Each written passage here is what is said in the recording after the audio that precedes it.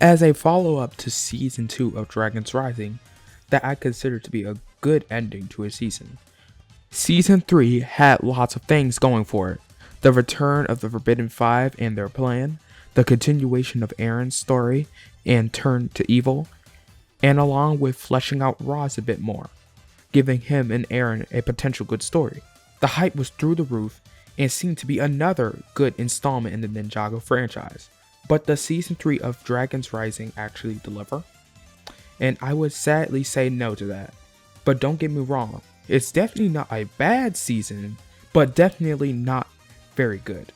So let's unpack everything. But eating is a good thing. Let's first talk about Zane, which I already have in a separate video, but I think it would be fitting to talk about him in this video as well. Zane I thought was absolutely terrible in this season, and told us everything about what he has become of recent.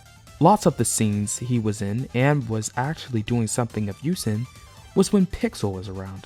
I get it that Zane and Pixel have a good relationship, but when Zane can barely even fight without Pixel, it really does show the writer's clear disinterest in Zane as a whole.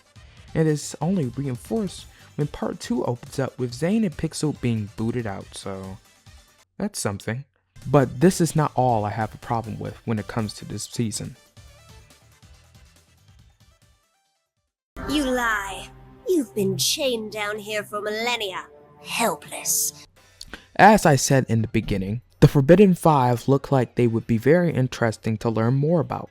Knocked Rocks had already seemed like some of the most dangerous villains to come to Dragon's Rising, and even outsmarted Lord Roz and freed the other 5 members from Nether Space.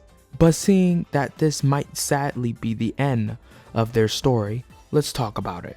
I, and many others, thought the Forbidden Five were very disappointing, and along with Thunderfang. It's honestly sad we traded Roz for these losers.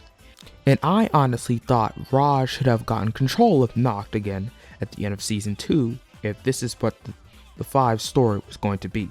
Simply, Noct just worked better when he was solo, and didn't have Kerr, Drix, or Zart with him. Rox I thought could have worked too, but sadly they went from taking over the realms to freeing some dragon veteran, and the fact that they have literally no personality or interesting story makes these villains that more terrible. And sadly, part 2 doesn't make this any better, because well, they are just mindless husks. And with all that being said, I'm so glad we likely won't see them ever again in the future. And likely we'll be seeing the more interesting Lord Roz a bit more.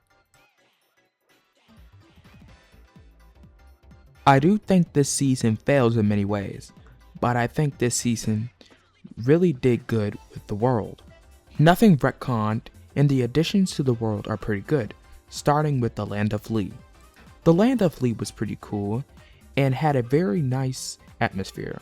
It felt like a hollow land with little life. And I think that's what they were going for with Lee, only showing how lonely the realm was. And seeing the first realm was cool, but the realms they did use for this season didn't add much besides Dragon Spinjitzu and Prismatic Blades, which I don't feel I need to talk about because they make little to any sense. And the afterlife finally being fixed is a nice welcome change. But as a whole, I thought this season was pretty good. It missed some opportunities for stories, had good endings for some stories, but I think this season is okay. Not bad, but with a little bit of adjustments to the script, could have been a bit better. But what's the deal with the Dragonians? Thunderfang has some engagement ring and can magically control them with it? It has more while he's dead?